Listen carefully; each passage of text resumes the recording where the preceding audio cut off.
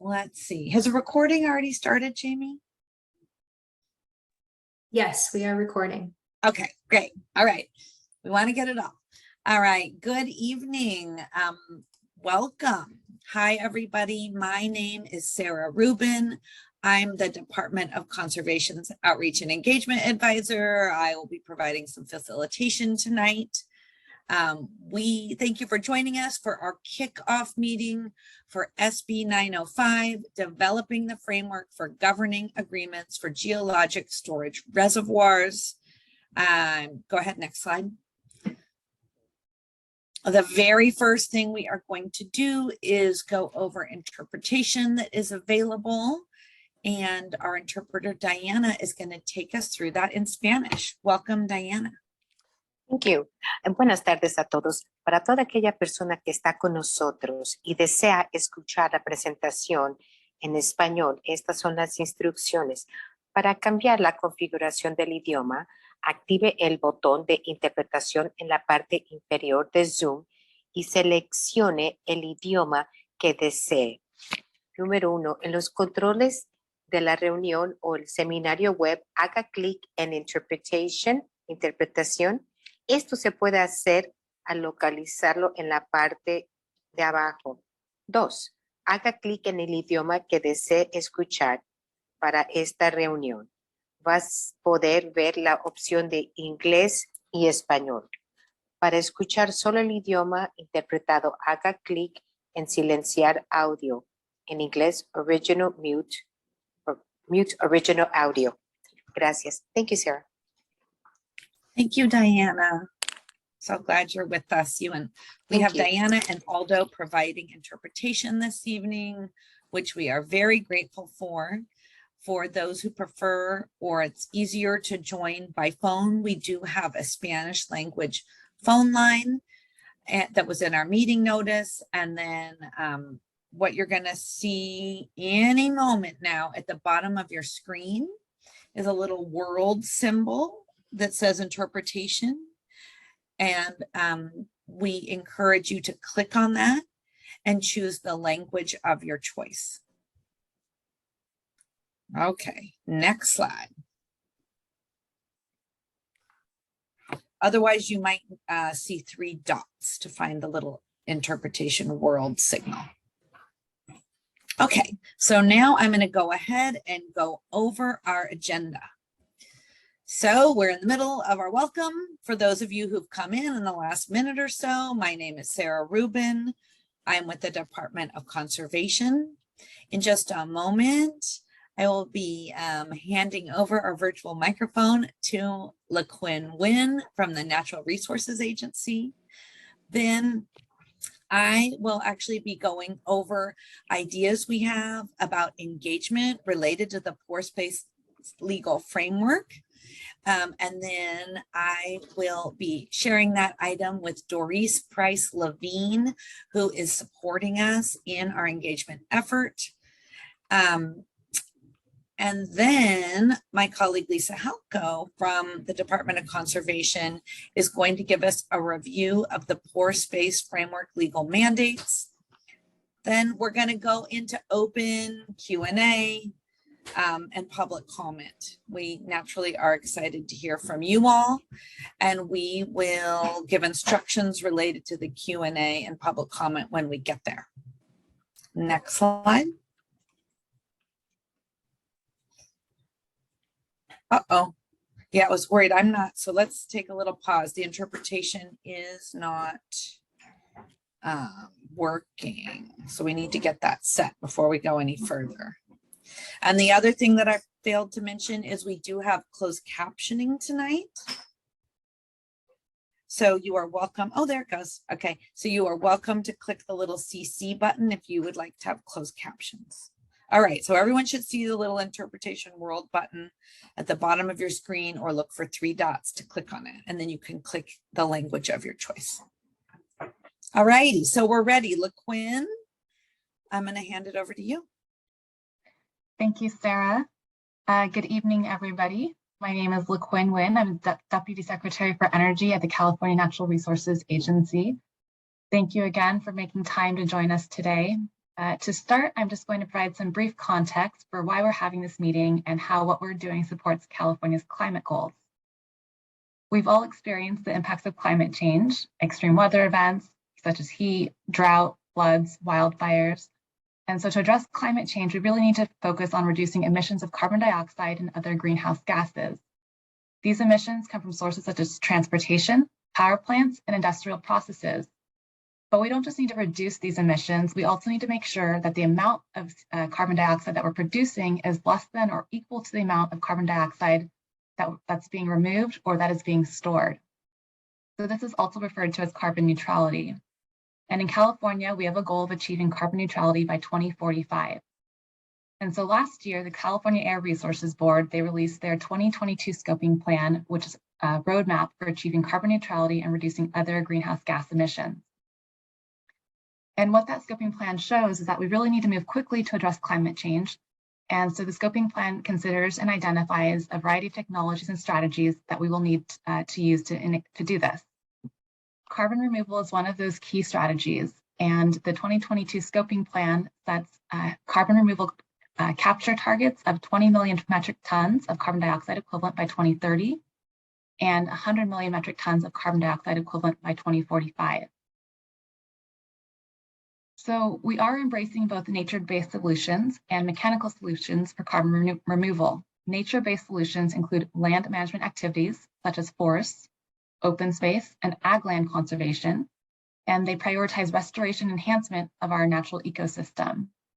Mechanical solutions refer to engineered solutions such as using a device to remove carbon from the air and storing that carbon underground.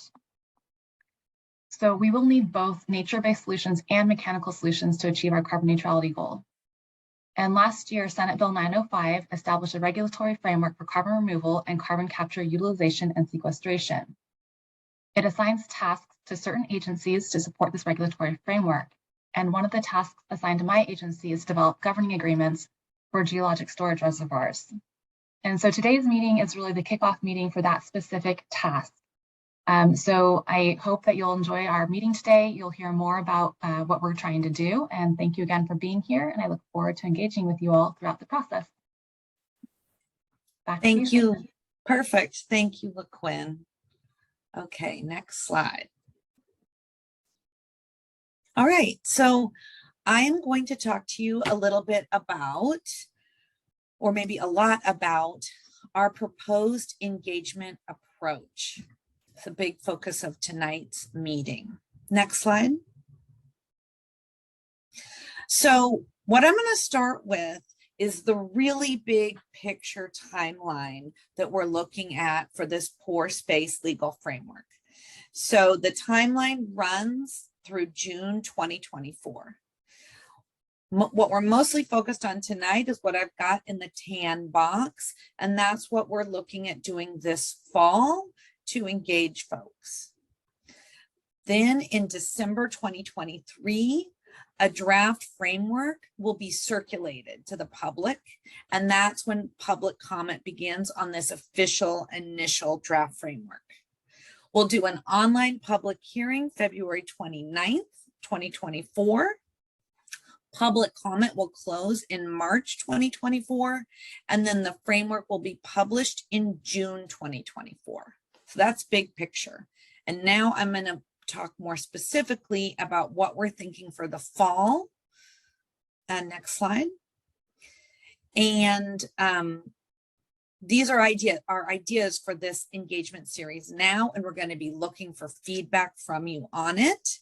I also will mention that these slides I'm showing now this is all new. And if you want to take a screenshot on your computer, or if you have your phone and you want to take a photo, it always takes us a little bit of time to get our PowerPoint ADA remediated and posted online. So if you want to have this to refer to immediately, you could take some photos. All right, so here is our approach. Large regional meetings, small informal meetings, virtual meetings, phone calls, and of course, email. Next slide. And here's a little more specifics around what we are thinking. Tonight is our kickoff. On October 4th, we're going to hold an in-person regional meeting in Stockton. October 24th, we will hold an in-person regional meeting in Bakersfield. November 2nd, we'll hold a virtual regional meeting. So those who either, for whatever reason, can't come to the first two, or if it's too far for you, you'll have that virtual meeting opportunity. And then we are scheduling these smaller meetings, and we have yet to schedule a bigger statewide meeting, kind of like this one, where we will report back to you what we learned in all the other meetings. Next slide. So here are some specifics about our October 4th meeting. And we'll share this again. We're going to share this in the chat. Kelsey just shared it in the chat. And we're also going to share the link to encourage you to register if you'd like to attend in person. We are going to be having Spanish interpretation at this meeting. We're going to be having food and drinks for participants, activities for children, and it's going to be held at the County of San Joaquin's Agricultural Center, 2101 East Earhart Avenue. So we're putting this in the chat. Next slide. Now I'm going to actually turn this over to Dorit Price-Levine from the Consensus Building Institute, who is supporting us in planning and facilitating. She's going to share with you some of what she has learned from her conversations, which is how we came up with this approach we're sharing with you tonight. Dorit? Thank you, Sarah. And good evening, everyone. I'm Dorit Price-Levine, a senior facilitator with the Consensus Building Institute. And I wanted to hear a wide range of opinions before supporting this initiative. So my team did research and we followed leads.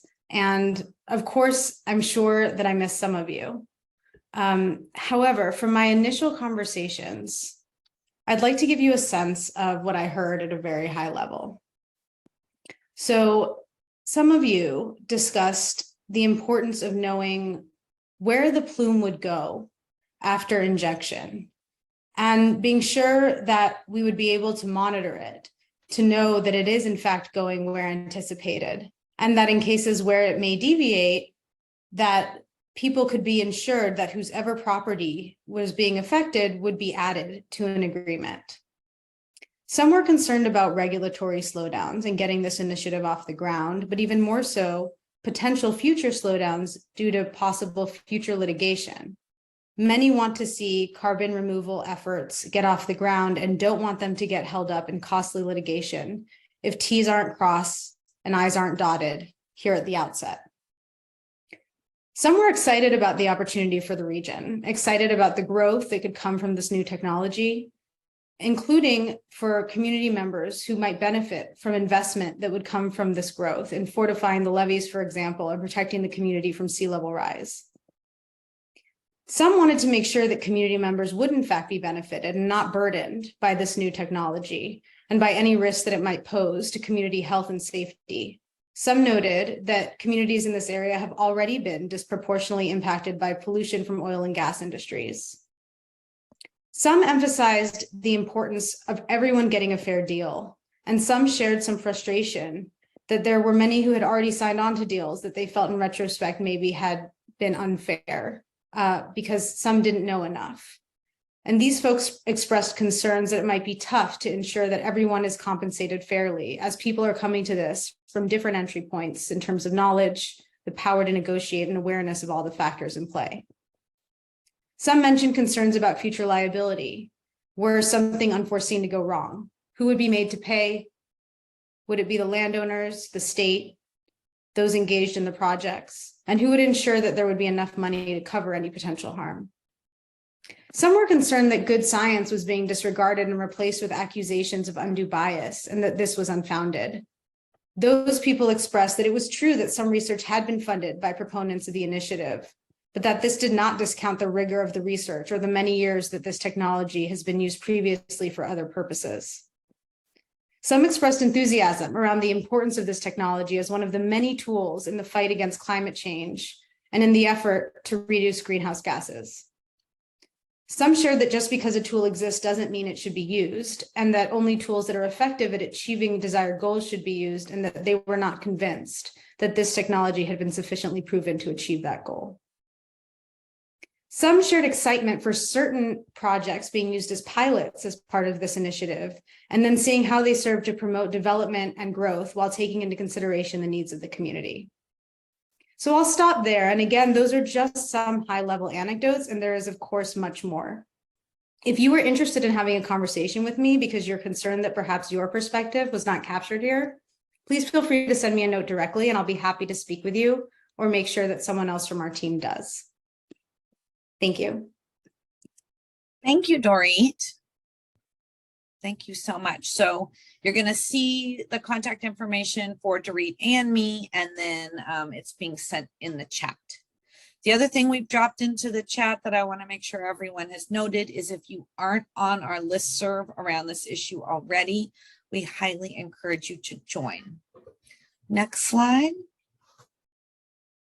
Okay, so what I'm going to dive into a little deeper now is our specific approach for the regional meetings that we're going to be looking for your feedback on. And again, if you want to take any kind of screenshot or photo of these next couple of slides, I'd welcome you to do that. I also am going to have the 7 topics I'm about to go over on one slide later when we do public comment and Q&A, so you can see them again. So first of all, our regional meetings will be held in the evenings. We'll be providing Spanish interpretation, food and drinks for participants, and we're going to have activities for children. We are looking at a dialogue-oriented approach with breakouts. And our initial discussion ideas that we're bringing out to you tonight are as follows. Compensation. How can we tell if the compensation is fair? Public process. What public process should be required for the review and approval of these contracts? Liability. Who should bear the liability for any damage that may be caused by these operations? Next slide. Site integrity and characterization. What if the CO2 migrates differently than expected? How could other parcels be added to the agreement? Utilization threshold. Is 75% of the affected interest appropriate? Community benefits. What community benefits may be achieved? What should be required to have a plan approved? And then, of course, facilitator, we have to have an other group. So, of course, we'll have an other group because we know there'll be plenty of other topics or issues or concerns that folks will come to any workshop we do with. And so we'll have an other group also. So this list was informed by the conversations that Dorit had, and we're looking for your feedback. Next slide. So just in case you need some prompting questions, we've put together a few to help you think about giving us some feedback on this initial approach. And I'm going to run through these. I'm also going to show these on the screen when we do the Q&A portion of our meeting. 1, what do you think about the list of breakout topics? Did we miss one you would like to see? What background information would help you engage in discussing the framework? We would hope to provide ahead of time materials that would be useful to you. How can we make this process more accessible to you and your community? So hopefully you'll have feedback. Next slide. So here you see my contact information as well as Dorit's, and it's in the chat. I'll put mine in the chat again too. And we're going to move to our next agenda item. Next slide. Oh, one back. There we go. All right. My colleague, Lisa Halko. Go ahead, Lisa. Thank you, Sarah. And thank you, Dorit. Oh, sorry, I'm having a little screen rebellion here. Oh, no, you look good. Okay, good. You look good and you sound good. Thank you. So thank you so much, Sarah and Dorit. I so appreciate your hard work and your extensive experience in making public engagement truly meaningful and impactful. And thank you to everyone who's attending today. I'm excited about having this important conversation about carbon sequestration over the next few months, and I'm grateful to you for joining us. As you're thinking over your comments on our process, I'm going to summarize the framework to be developed through these conversations. Public Resources Code Section 71461 assigns the Secretary of Natural Resources to publish a framework for governing agreements regarding 2 or more tracts of land overlying the same geologic storage reservoir or reservoirs for purposes of managing, developing, and operating a carbon dioxide capture, removal, or sequestration project. The legal framework is necessary because, would you advance, please? Because the geologic formation suitable for storage may extend for miles under multiple parcels. This image is not to scale, but you can see that, I'm not pointing, you can't see me point. You can see that the suitable rock formation shown toward the bottom, about 2 miles below the surface, extends beneath multiple parcels. And on this image, you can see 3 of the things that make this formation suitable. It's far down, below the formations that hold groundwater or might be disturbed for tunnels or other infrastructure. It's porous. That is, it has microscopic spaces or pores that could hold carbon dioxide, as shown in the little magnified illustration. We need to keep in mind that this is rock. It's not an underground lake. It's more like a large rocky sponge. And third, it's underneath another formation that's not porous, that's shown on the black line above that kind of dark peachy colored pore space illustration. That top layer is called cap rock, and it is the formation below it is suitable if the cap rock is such that it's non-porous and will keep the carbon dioxide from migrating into formations that are closer to the surface. So we need a statewide framework for structuring the property rights that are at stake when pore space owners agree to allow their pore space be used for carbon sequestration. Our public outreach will be a discussion about those agreements. And during our discussion, we'll call these agreements, advance please, Jamie. We'll call them Common Reservoir Operation Plans, or CROPS. So the framework will speak to 9 different aspects of CROPS. Jamie, would you advance, please? The first element of the framework concerns regulatory oversight.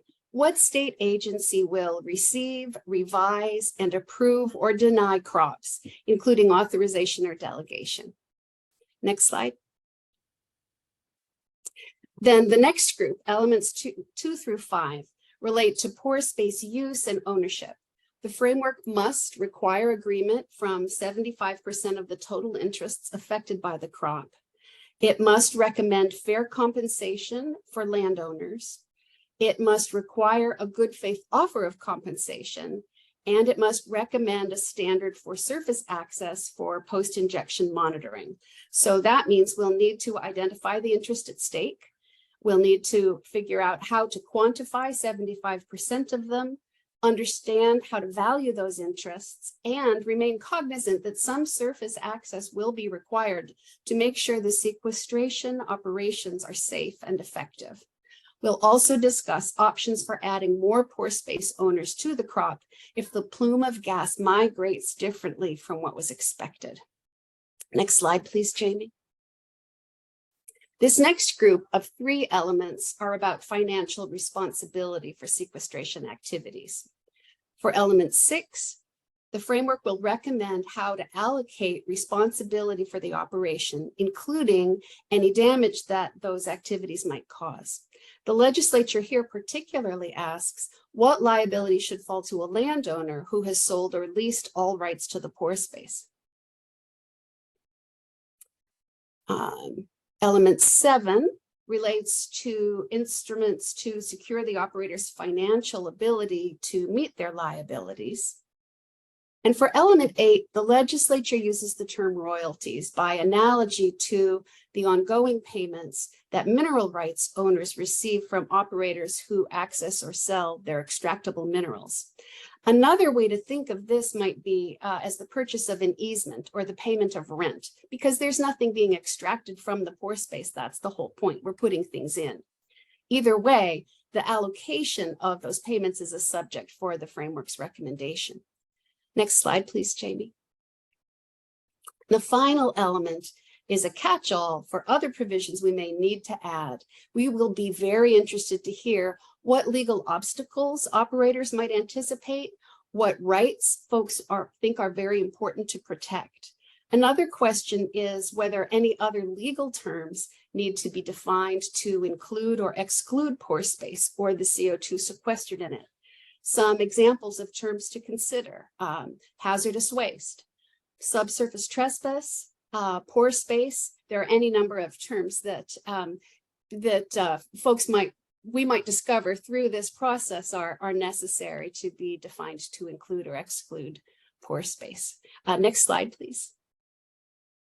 So that concludes my quick review of the framework elements we'll discuss. We really look forward to talking with you and encourage you to contact us with your suggestions, your concerns, and any other comments. My contact information is right here, and please make sure you have it if you'd like to communicate with me about this process or about any of the options that we're hoping to identify.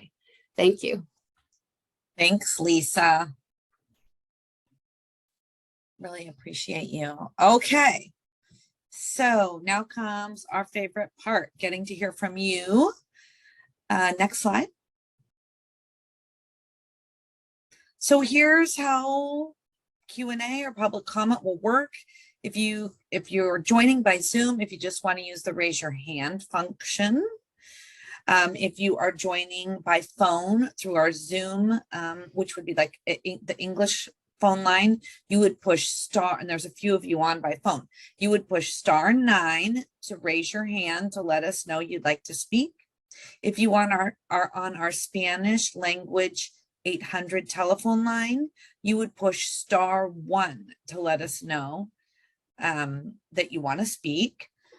And I'm going to go back and forth maybe every 4 or 5 people between phone and the folks who are joined online. So the one other thing I want to say before we get started is we are going to do our best to answer your questions, but I can pretty much guarantee some people will be looking for a depth of answer we can't provide. And so let me just apologize ahead of time. And then the other thing is, it's likely you could have questions that pertain to issues that are the purview of other departments or agencies, and we won't be able to answer those either. We are only going to be attempting to answer your questions related to our specific effort. And I know that can be a little annoying or disappointing with the way everything is so siloed with government. So I'm apologizing ahead of time, but we're going to do the best we can. All right, next slide. So these are the questions I showed you earlier. We can toggle back and forth. Again, take a photo of them if you want. It's basically, what do you think about our engagement approach? Next slide. And then here is that list of the 7, but really 6 issues. Okay.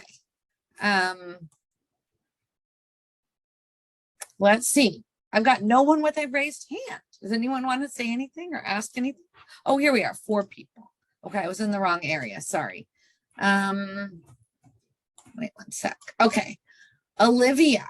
So again, we're going to do our kind of usual 2-minute timer just to make sure we can get to everyone. Depending on how many comments or questions there are, we can always come back to you again. Olivia, can you talk? Yes, hi, thank you so much. My name is Olivia Seidman with Leadership Council for Justice and Accountability. First, I want to emphasize that given the potential risks to carbon storage to surrounding communities, impacted and potentially impacted communities need to be not only actively engaged, but centered in all decision-making, both in this process and around carbon storage projects. One major concern, especially salient in the Central Valley, where much of California's carbon storage is being proposed, is potential impacts to groundwater. If stored carbon, which could also be contaminated with other pollutants, leaks into groundwater, this will impact the drinking water of disadvantaged unincorporated communities that rely on domestic wells. Amidst already existing Olivia? threats to both, oh yeah. I'm so sorry to interrupt you, but what you're saying is super important and I'm worried about our interpreter. Do you mind slowing down a tiny? Oh, I'm sorry. Yes, Okay. thank you. Sorry. Amidst already existing threats to both water supply and quality from agricultural overpumping and pesticide application, respectively, there should not be any further projects that could further negatively impact water supply and quality. Environmental and health impacts to communities should be taken into account in the regulatory process for pore space ownership and carbon storage. Because of these threats, the unitization model does not make sense for carbon storage, and pore space owners should not be forced to store carbon on their land just because the majority of their neighbors want to. Further, given the nature of carbon's ability to move underground, pore space owners nearby who may have carbon encroach on their land, tenants on owned pore space, and nearby communities who may be negatively impacted by carbon storage should also be able to veto any storage project that will impact their health, well-being, and surrounding environment. And I hope that this regulatory process to establish this framework will take this all into account. Thank you. Thank you. Thank you for being here tonight.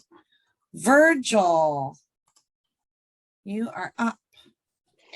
Wonderful. Thank you, Sarah and everyone else. Virgil Welch with the California Carbon Solutions Coalition. Given that, at least initially here, we've got limited time, I just wanted to briefly say, first of all, I think the way that this was framed at the outset by LaQuinn in terms of the clear need for carbon capture, removal, utilization, storage technologies is exactly right. And in fact, today, the Assistant Secretary for the U.S. Department of Energy during Climate Week reiterated the very point that we need all of these technologies for our climate goals. I don't want to belabor that point, but I did want to just acknowledge and appreciate at the first workshop that you held jointly with some of your agency colleagues, the desire to move forward the development of this framework, given the very important need to get these projects moving as quickly as possible so that they can contribute to our state's climate goals. And I did have a couple of process questions. I think if it's okay, I'm just going to throw them out and Sure, go ahead. And leave them there, and you can take them later. But as I understood it, Sarah, I'm just trying to get clarity here in terms of the screen that you've got up now. That is that essentially to get into feedback on what the kind of key elements that Lisa was articulating that are the key components of the framework. I just want to make sure I'm understanding that. Okay, fabulous. And then also with respect to the initial set of regional meetings, I assume those are going to kind of be similar just to afford various opportunities throughout the state. So they're kind of similar in nature and substance. Exactly. So it would be, depending on the feedback we get, we could adjust these groups, if these like buckets of topics, depending on what people think. But hypothetically, what is going to happen at each regional meeting is basically the same agenda, just in a different place, because to give different people an opportunity to discuss. Super, thank you. And I know my initial time is up, so I'll hold off, and if we have time at the end, I may come back with a few more. But thank you for that. Thank you. Thanks for being here. Okay, so next I'm gonna go to Kathy, and then Guadalupe, and then Matt. Kathy. Hi, this is Kathy Carriage. Thank you very much for calling on me. I would like to agree with a lot of what Olivia said. I live in Benicia, and there is a carbon capture and storage project that is being proposed in the Montezuma Hills in Solano County. So I'm sort of wondering why there is not going to be a public workshop in this area. This is a refinery corridor, and while you are dealing with geological sequestration, we will be dealing with the hazardous transportation of CO2 through our communities. And I don't think that that can be ignored. I noticed for one of your one of the discussion ideas, you did have a brief mention of monitoring. I think that is absolutely important. Unless this is odorized, it is, you can't smell it or see it. And I worry that if there was an earthquake, you could have a sudden release. And we know that releases of even naturally occurring CO2 have killed, in Africa, there was a release that killed, I think, about 1,400 people. So this is something that definitely needs to be in the forefront of any discussion. I also really think you need to be discussing how long this storage is supposed to take place for. My understanding is that some of the regulations, you're only guaranteeing to store it for 40 to 100 years, which is absurd. It's not as if in 40 years, we're not going to still be dealing with this problem. So if you can't store this permanently, and by that, I mean probably 10,000 years, I think this is an entire waste of time and money. Secondly, I know this isn't going to be your purview, but this carbon capture and storage has never been shown to work anywhere. There's a recent study done on it with coal, and it showed that it produced more CO2 than it captured because of the extreme energy use needed for the process. And again, just agree with Olivia about public health risks in the area that you should make sure these landowners know about. Thank you, Kathy. We appreciate you being here, and I appreciate what you've raised about a regional meeting in the Bay Area. This is our kickoff. The purpose of this meeting is to get your opinions about where you want us to be. And we absolutely appreciate that you think a meeting in the Bay Area is a good idea. We, for the moment, have the virtual regional meeting that everyone could come to, but we'll hear what everyone has to say, and we're going to go back and put our heads together on what could be done, because we do want as many people as possible, or who want to be included in this discussion. Yeah, thank you. Thank you you very much, because it is a hot issue around here. Yes. All right, Guadalupe, then Matt, then Cesar. Guadalupe.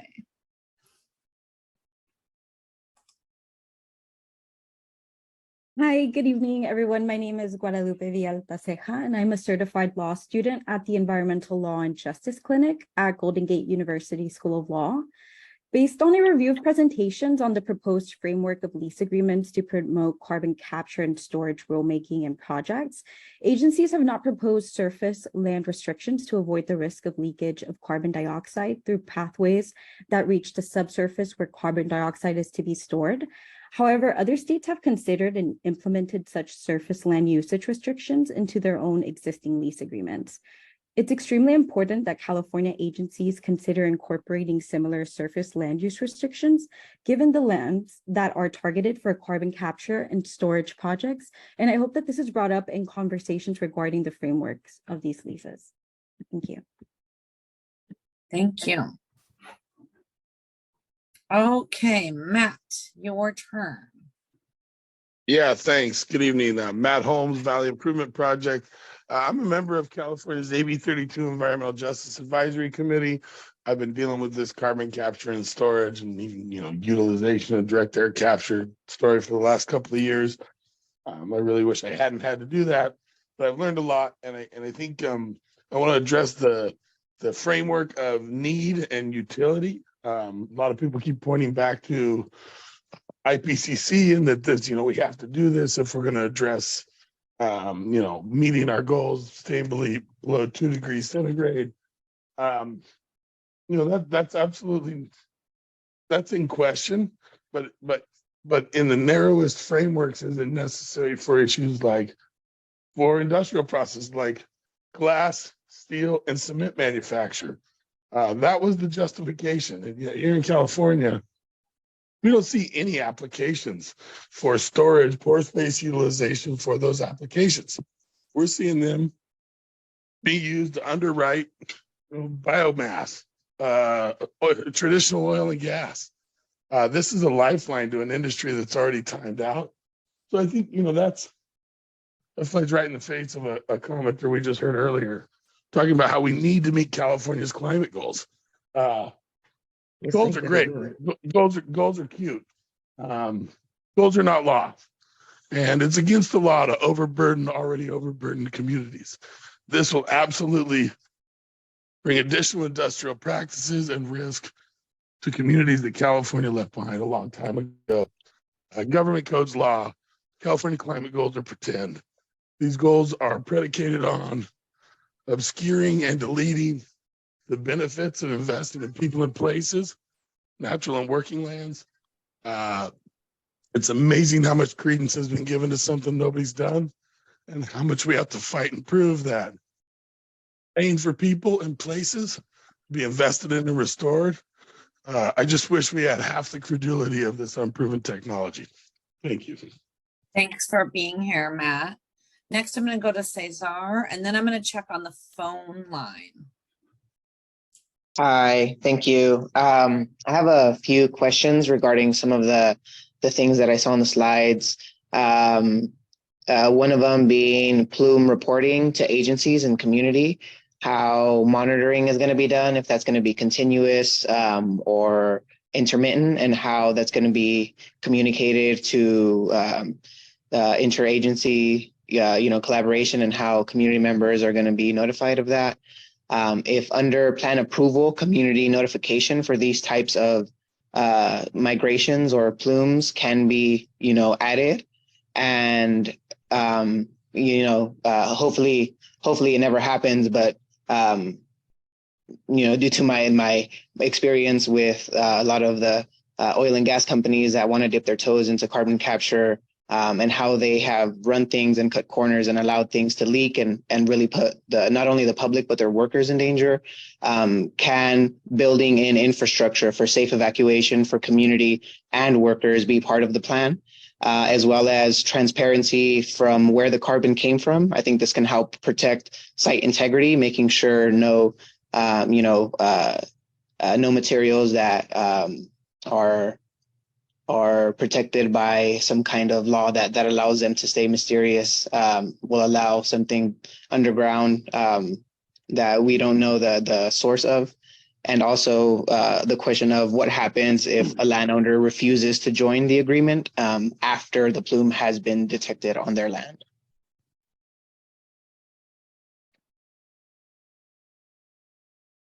Lisa, LaQuinn, either of you want to take pieces of that? Sure. Go ahead, Lisa. Thanks. So, Cesar, these are such important topics, and I'm really looking forward to talking with you and others about the question of what public process is going to be required to approve these plans, the crops. I think that it's one thing it's something that a lot of states have considered, and at our meetings we'll be talking about how different states have handled that and how we might want to do it differently. So I'm very much looking forward to that. In terms of the safety requirements, we're going to have some overlap with CARB's surface regulations. So one of our goals here is to make sure that we're coordinating closely with CARB so that we are so that our regulations fit together nicely. We're going to be mostly focusing on these property issues, but as you say, there are a lot of considerations that might go into the crops, and which should be required is a really important question that I look forward to discussing with you. Thanks for being here. And thank you, Lisa. And Sarah, if I could just add one more thing. Cesar, part of your question was also about just, monitoring. I think you had a question about, how far the plumes will go. So, that's something that CGS, California Geological Survey, will be helping us track. They're not here with us today at this meeting because they're not involved in this specific task for 905, but part of their charge is that they're going to be monitoring seismic activity and other potential leakage from reservoirs. So they'll definitely be doing some monitoring. We definitely understand the need for robust monitoring of these reservoirs to make sure that the carbon dioxide is staying where it needs to stay. And so I'm sure, again, throughout the process, there'll be robust requirements for that. Thanks, LaQuinn. Kathy, I'm going to come back to you in a second, but the first thing I want to do is check with Aldo with the Spanish language telephone line to see if there's anybody with a hand raised who'd like to speak. No questions at this time, Sarah. Thank you. And then I just want to remind those who've called in that if you would like to speak or say anything, you just need to press *9 and then I'll know to call on you. All right, Kathy, go for it. I can, am I on? You're on. Okay, thanks. I didn't have to click on anything. I would like to just refer to what Ms. Nguyen just said. And I think this should really be part of the financial requirements, is how are you going to guarantee that the company who puts this in the ground is still around 100 years later if it starts leaking and it poses a risk to the community? What are the bond requirements going to be? How much are they going to be? Will they cover something that might go out 200 or 300 years? And if you're not thinking about bond requirements like that, I really think you're not protecting the public interest. So that really should be a very big topic of discussion. We don't want to see a company pump this all in and then once it starts leaking, declare bankruptcy and leave this up to the community, which of course we know oil companies are all too willing to do. So I think the financial responsibility aspect is really important, and I would expect a very vigorous discussion about if you're looking at $1, $2, $10, $20 million bonds for, you know, every well, and how that will be, you know, how you'll make sure that that will be kept in the future so that it's available in a couple hundred years, because I'm hoping that you're not going to let anything be sequestered if it's not going to be for a lengthy period of time. And I agree with the last speaker where, you know, this technology, if we ever prove that it works, which it's never been proven to work, might be useful for industries that can't reduce their carbon footprint for other means. But as far as I can tell right now, it's just being used for oil refineries and other fossil fuel companies to increase polluting and to continue polluting. And it doesn't make a difference for fence line communities like us because we're facing all the other pollutants that they that they release. Anyway, All right. hopefully, thank you. Thanks, Kathy. LaQuinn? Yeah, thank you, Kathy. Definitely thinking about you know, liability and who's going to maintain that sequestration site, you know, in the future is something that we are definitely thinking about. Both, I think, in this context for the work that we're doing related to the governing agreements, but also more broadly, just in terms of overall implementation of carbon capture in California. So thank you for raising that. I would encourage you definitely to participate throughout the proceedings, you know, both at CARB when they do their proceedings and continue to participate in ours to continue to raise that question and think through solutions with us. But we're definitely thinking about that. So thank you. Thanks. It's an important issue.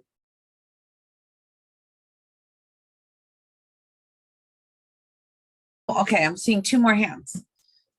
Sorry, I didn't see those before. Okay, we've got Jasmine and Victoria. Victoria, I'm gonna unmute you, and then Jasmine, I'll come to you next. Go ahead. Hi, thank you. This is Victoria Bogdan Tejeda with the Center for Biological Diversity. And I just wanted to raise 3 things. The first is about the transfer of liability, and I want to caution the state from transferring liability from private companies to the public. And this is because in some states where they've worked out their pore space rules, the liability post-injection transfers to the public, as in the state, after only maybe 10 years or 20 years after injection.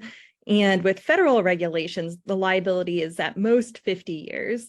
And all of these time horizons are just way too short, especially with the premise that CO2 will supposedly be injected permanently in order for this to be a climate solution. So it's really the waste generators or injectors who are injecting the CO2 who must provide financial assurances for the longest time horizon possible. I would think that 100 years being the very least amount of time the state should consider, requiring companies to show that they can be financially responsible for any leaks and also for the monitoring and emergency response. And then my second point is that there should be affirmative disclosure, not only to landowners of the pore space, as we're discussing here, but nearby landowners and communities, since with the proposed injection, the risks that come from compressed CO2 can be quite severe and even deadly. And then finally, my third point is that the framework should clarify what happens if state pore space is implicated. So we've seen in the federal context, for example, the Bureau of Land Management has guidance on what happens if there's injection that they are not permitting, but somehow their federal pore space is implicated. And so a similar rules and forecasting should happen in terms of what happens if there is CO2 that goes under state lands. Thank you. Thank you.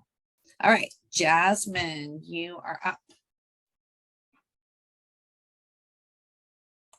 Hi, good evening, everyone. I'm Jasmine Martinez with the Central Valley Air Quality Coalition based here in Kern County, where we are seeing several proposals for projects and also as a potential carbon sequestration area. One point that I did want to make, in addition to some other great points that were made tonight, was around the unitization threshold. We do feel at our coalition that the threshold of 75% is insufficient. And we know that the threshold is probably being informed by the oil and gas threshold that exists. But with geologic carbon storage is as untested at this scale, risks are very not well known. One example of that we can refer to is in a case where captured carbon was used for enhanced oil recovery. There was a school in Wyoming that had to be shut down for an entire school year because the pressure from the EOR blew out a properly capped well on the property and leaked poisonous gas. And thinking about this situation, I think about how Kern County alone has about 100,000 capped, idle, and active oil wells. And those are just potentials for leaking more poisonous gas out. So do want to share that example as well as reiterate the fact that impacted owners, residents, and communities should all be part of having an ability to refuse consent. Thank you. Thank you. Okay. Okay, Kathy, I can't tell, is Kathy's your hand up? No. Okay. All right. I don't see any other hands. Is there anybody else who would like to share a thought, ask a question?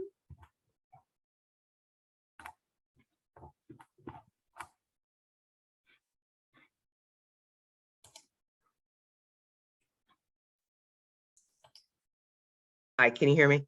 Yeah. I would like to very much Okay. say what the last speaker said about the injection, the high pressure injection blowing out old wells. I think really you have an affirmative duty to notify everybody who is considering this of the health problems. And we know that this gas in larger quantities can be fatal. And we also know that if you're in an internal combustion engine, you're not going to be able to get away from it. And when you are doing your regulations, I feel like you almost need to have a warning that is going to be required to be put on every single contract that a landowner is going to sign that specifically lays out these risks. So I would like to see that in place. That this while we don't see this gas, while we don't smell it, this gas can be fatal in very, very short time frames in sufficient quantities. And if people aren't informed of that, and most people don't have any idea about this, then they really are entering into a contract under fraudulent circumstances. Thanks. Thank you. Anybody else want to share a thought or comment? Because otherwise we're going to wrap up. All right, LaQuinn, Lisa, any closing thoughts? Want to go to the thank you slide, Jamie?